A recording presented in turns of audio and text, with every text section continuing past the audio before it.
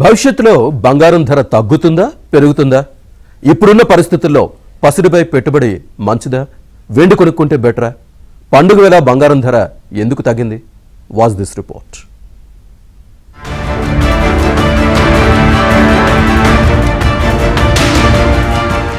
పండగలు పెళ్లిళ్ల సీజన్లో బంగారాన్ని కొనుక్కోవడం మన దగ్గర సంప్రదాయం.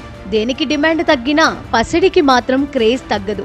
పెట్టుబడిదారులకు బంగారం స్వర్గధామంగా మారింది. భూముల మీద పెట్టుబడులు పెట్టిన వాళ్ళు, బంగారం మీద ఖర్చు చేసిన వారు నష్టపోయినట్లు చరిత్రలో లేదు. బంగారం ధరలు నెల నెలకు విపరీతంగా పెరుగుతూనే పోతున్నాయి. ప్రస్తుతం 24 క్యారెట్ల బంగారం ధర 1,21,000 దాటింది. భవిష్యత్తులో మరింత పెరిగే అవకాశం కనిపిస్తోంది. 10 గ్రాముల 22 క్యారెట్ల బంగారం ధర 1,10,000 దగ్గర ట్రేడ్ అవుతోంది.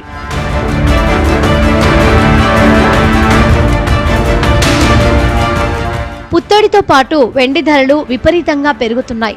స్వర్ణం వైపు చూడాలంటేనే సామాన్య మధ్యతరగతి ప్రజలు బెంబేలెత్తిపోతున్నారు. బంగారం, వెండి ఒకదానికొకటి పోటీ పడి మరీ పెరుగుతున్నాయి. ఈ ఏడాది జనవరి నెలలో 10 గ్రాముల బంగారం 80,000 వరకు పలుకగా జూలై నాటికి 1,00,000కు చేరుకుంది. ఆగస్టు, సెప్టెంబర్ నెలల్లో రోజుకు 1,000 రూపాయల చొప్పున పెరుగుతూ 1,21,000కు చేరుకుంది.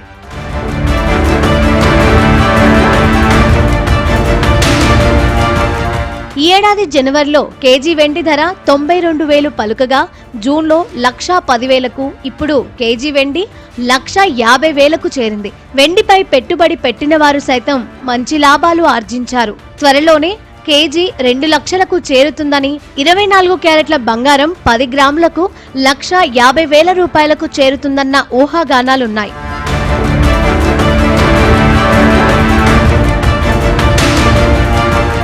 పసిడి, వెండి ధరల పెరుగుదలకు బులియన్ మార్కెట్ విశ్లేషకులు పలు రకాల కారణాలు పేర్కొంటున్నారు.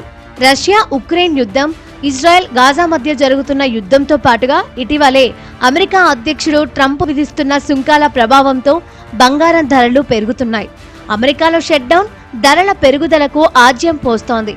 బంగారంపై పెట్టుబడి సురక్షితంగా భావిస్తున్న మదుపరులు భారీగా కొనుగోలు చేస్తున్నారు.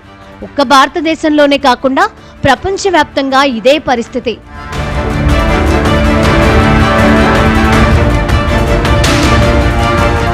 వివిధ దేశాల సెంట్రల్ బ్యాంకులు సైతం బంగారాన్ని భారీగా కొనుగోలు చేసి దాచిపెడుతున్నాయి. రిటైల్గా బంగారు ఆభరణాల విక్రయాలు మాత్రం తగ్గాయి. చైనా, జపాన్ వంటి దేశాల్లో వెండిని ఎలక్ట్రానిక్స్, సాంకేతిక అవసరాలకు ఉపయోగించడం వల్ల వెండి ధరలు పెరుగుతున్నాయి.